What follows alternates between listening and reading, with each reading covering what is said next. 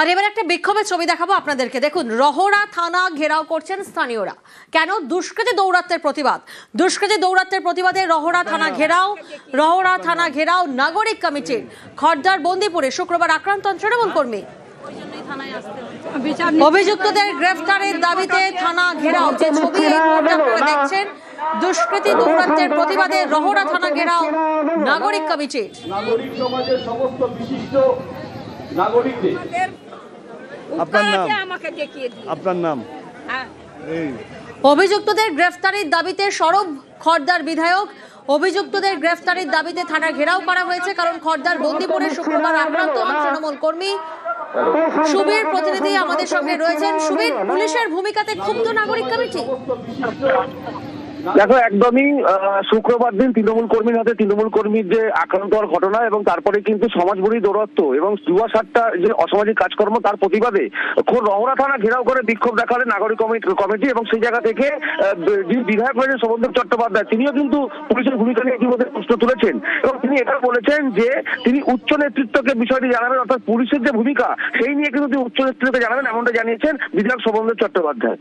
একেবারে, অর্থাৎ পুলিশের ভূমিকাতেও ক্ষুব্ধ বিধায়ক শোভনদেব। আমার ছেলেকে কেউ দেখতে যাচ্ছে না, ওখানে হসপিটালের সাথে আমি মৃত্যুর সাথে লড়াই করছি। এখন চুমালাদের জানিয়েছি, সে নিয়ে উনি যে বেজারটা করবে আমি সে বলি। একজনকে গ্রেফতার করছে, তার কোনো শাস্তি নেই, চুপচাপ আছে, কিছু বলে না। আর একজনা ওই ধরা পড়েনি, পালিয়ে গেছে, তাদেরকে কড়া শাস্তি চাই আমি। না, থানা ঘেরাও করছি না, থানার পাশেই তো অবস্থান করছেন। না, থানার সামনে না, থানার পাশে। আমরা এই এলাকার মানুষজনকে আমরা আরও একটু একমত করতে চাইছি বা ঐক্যবদ্ধ করতে চাইছি যে সমাজবিরোধী দৌরাত্ম্য যাতে আরও কমে। আমি শুনেছি যে একটা মিছিল হয়েছে খড়দা ব্লক নাগরিক মঞ্চ নামে। এর বেশি কে ছিলেন কে না ছিলেন তাদেরকে জিজ্ঞেস করুন। আমি নিজে ছেলেটিকে দেখে এসেছি, মানে চোখে দেখা যায় না যেভাবে ওকে স্ট্যাপ করা হয়েছে। দুঃখের মা ছিল আমার সঙ্গে, তার যদি কেউ প্রতিবাদ করে সেটা করতেই পারে, আমি জানি না সেটা কারা করছেন না করছেন। পুলিশকে বলবেন ব্যবস্থা নেই, তাকে সক্রিয় হতে। আমি পুলিশকে, লোকাল পুলিশকে বলবো না কিছু, যা বলার আরও করবো হলে বলবো।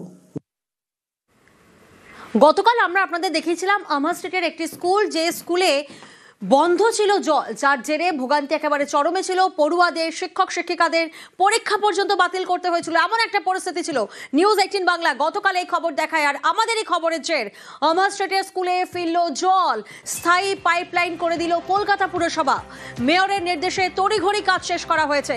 খবরের ঠিক একদিনের মধ্যে কাটলো সমস্যা। পাইপ ফেটে দীর্ঘদিন স্কুলে বন্ধ ছিল জল, বাধ্য হয়ে বন্ধ রাখতে হয়েছিল বার্ষিক পরীক্ষা। গতকাল রাত পর্যন্ত কাজ করেন পুরকর্মীরা। কবে থেকে পরীক্ষা, এবার সিদ্ধান্ত নেবে স্কুল।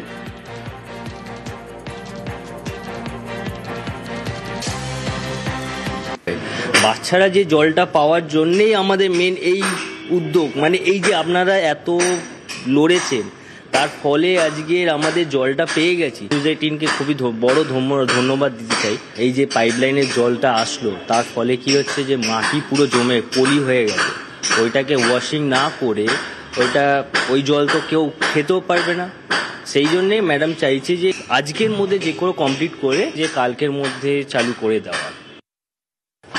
জল অপচয় করা একদমই ঠিক নয়, তবে যে স্কুলে প্রায় 7 দিন পর জল এলো, ঠিক ছবিটা এইভাবেই দেখাতে হয়।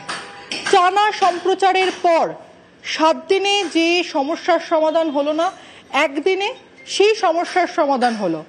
অবশেষে আমা স্ট্রিটের এই 100 বছর পুরনো স্কুলে জল ফিরল। পার্মানেন্ট পাইপলাইন দিয়ে দেওয়া হয়েছে কলকাতা পুরসভার তরফে, এবং বার্ষিক পরীক্ষার মাঝেই স্কুল বন্ধ করতে বাধ্য হয়েছিল স্কুল কর্তৃপক্ষ। তবে তারা জানাচ্ছে জল ফিরে আসে, অর্থাৎ সাফিসিয়েন্ট জল